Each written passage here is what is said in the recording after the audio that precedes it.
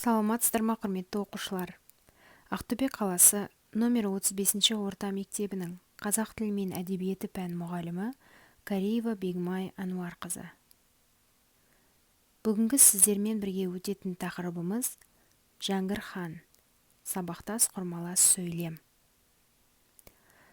Сабақтың мақсаты: мәтінмен жұмыс жүргізе отырып, оқушылардың ауызекі сөйлеу дағдыларын қалыптастыру, құрмалас сөйлемдердің ережесіне тоқталу, оларды ажырата білуге үйрету. Сабағымыздың тақырыбын анықтап алу үшін ой шақырып, суреттерге қарай отырып, сабақ кім туралы болатынын болжайық. Дұрыс. Сабағымыз Жәңгір хан туралы болмақ. Жәңгір шын есімі Жиһангер Бөкейұлы. 1801 жылы дүниеге келіп, 1845 жылы қайтыс болған. Бөкей ордасының соңғы ханы, Әбілхайыр ханның шөбересі, Нұралы ханның немересі, Бөкей ханның баласы. Генерал-майор, Қазан университетінің құрметті мүшесі. Бөкей хан қайтыс болғаннан кейін орданы Шығай сұлтан уақытша, яғни немере інісі Жәңгір ержеткенше басқарды. Жәңгір Астрахан губернаторы Андреевскийдің үйінде тәрбиеленіп, еуропаша білім алды. Халықты әкімшілік тұрғыдан басқару әдіс-тәсілдерін үйренді. 1823 жылдан бастап билік хан тағының заңды мұрагері Жәңгірдің қолына көшті. Ол басқарған 22 жылда біршама реформа жүзеге асты. Әсіресе мектеп ашу, жастарды гимназияда, кадет корпусында оқытуға көп көңіл бөліп, үлгі ретінде өз балаларын оқуға жастай аттандырды. Араб, парсы, неміс, орыс тілдерін жақсы меңгеріп, көркем әдебиетті, мерзімді баспасөзді тұрақты оқыды. Танымдық басылымдар мен шығыстың көне кітаптарын жинады. Қазақ шежіресін жазуға ниет етіп, артынан ғұмыр баяндық туынды жазып қалдырды. Жәңгір 1845 жылы 11 тамызда Тарғын өзені бойындағы жазғы қалашығында дүние салды. Тәуелсіздік жылдарында Жәңгір ханға кесене орнатылды. Ол ашқан мектептің 150 жылдығы, Бөкей ордасының 200 жылдығы аталып өтті. Ал енді оқушылар, сөздікпен жұмыс жасайық. Жаңа сөздерді оқып, қайталап, сөздік дәптерімізге жазып алайық.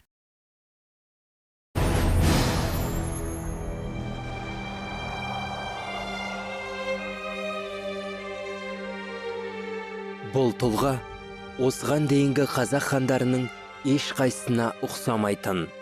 Ол 30 қанатты киіз үйде тұрмады. Оның орнына ағаштан ғимарат салғызып, елді кабинеттен басқарды. Ел билеуде батыстың әкімшілік басқару тәсілдерін пайдаланды. Орыс және неміс тілдерінде еркін сөйледі. Оның атқарған істері мен қазақ тарихындағы орны жайлы бүгін екі жақты пікір қалыптасып отыр. Бір зерттеушілер оны патша үкіметінің саясатын бұлжытпай орындап, оны Қазақстанда жүзеге асырған Қуыршақ хан десе, енді бірі ханның қазақ халқы үшін сіңірген еңбегі зор деп санайды.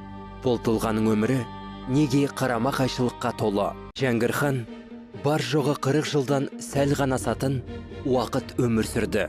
Бірақ осы қысқа ғұмырында өзі билік еткен Бөкей ордасындағы үлкен тарихи оқиғалардың бас қасында болды. Туғаннан білімге, жаңашылдыққа құштар белсенді жанға тағдыр осы қысқа ғұмырды өлшеп бергендей болды. Жәңгірдің туған кездегі азан шақыртып қойған аты Жиһангер еді. Бұл әлемді билеуші деген мағынаны білдіреді. Орыс деректерінде Жәңгір есімі Жангер деп жазылған. 1823 жылға дейін Жәңгір еуропалық үлгіде тәлім-тәрбие алады. Астрахань губернаторы Андреевскийдің үйінде жатып оқиды. Сол жерде ол хандықты әкімшілік басқару әдістері бойынша дәріс алады. Жәңгір әкесі жағынан да, анасы жағынан да төре тұқымының ұрпағы болып саналады. Жалпы ішкі орданың гүлденіп, әлеуметтік шаруашылық жағынан дамып, нығайған тұсы 1823-1845 жылдары Жәңгір хан басқарған кезеңге сәйкес келеді. Көзі ашық, көкірегі ояу, орыс, неміс, татар, араб, парсы тілдерін жетік меңгерген, Жәңгір қазақтың ұлттық білім жүйесін дамытуға елеулі үлес қосты. Ол еуропалық білім жүйесінің қазақ үшін және оның ішінде Бөкей Ордасына өте қажет екенін түсінді. Білім жүйесі арқылы көптеген салаларда жетістіктерге жетуге болатынын жақсы білді. Жәңгір ханның қоғамдық істерді жүзеге асыруға өз балаларын тартып, оларды үлгі ретінде көрсетуі мұнымен шектелмейді. Тарихи деректерде оның Бөкей Ордасында өз қаражатына халық мүддесі үшін дәріхана мен аурухана ашқаны белгілі.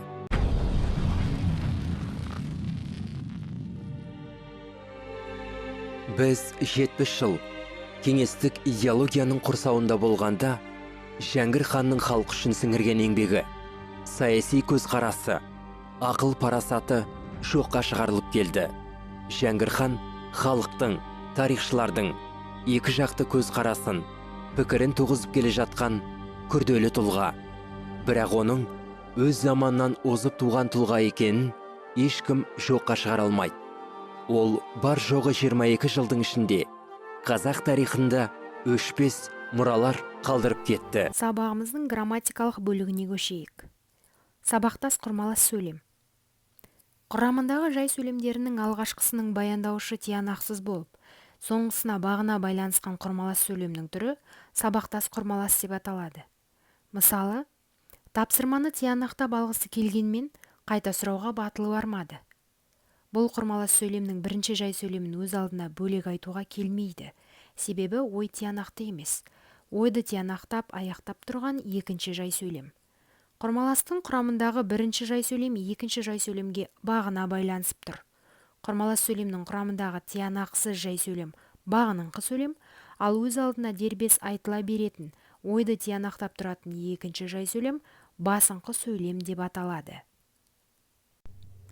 Оқушылар, жаңа сабақ түсінікті болса, тапсырмалар орындауға көшейік. Бірінші тапсырма. Уақыт тізбегі әдісі бойынша. Жәңгір хан өміріндегі атаулы жылдарды тізбекке толтырыңыз. Сабақтас құрмалас сөйлем кездесті ме? Мысалы, 1801-1845. Сөйлем. Жәңгір ханның өмірге келіп, өмірден озған жылдары. Тағысын солай сияқты. Атаулы күндермен болған оқиғаны жазамыз және сабақтас құрмалас сөйлемді қолданамыз. Екінші тапсырма семантикалық кесте әдісі бойынша мәтіндегі жай сөйлем мен сабақтас құрмалас сөйлемді ажыратыңыз.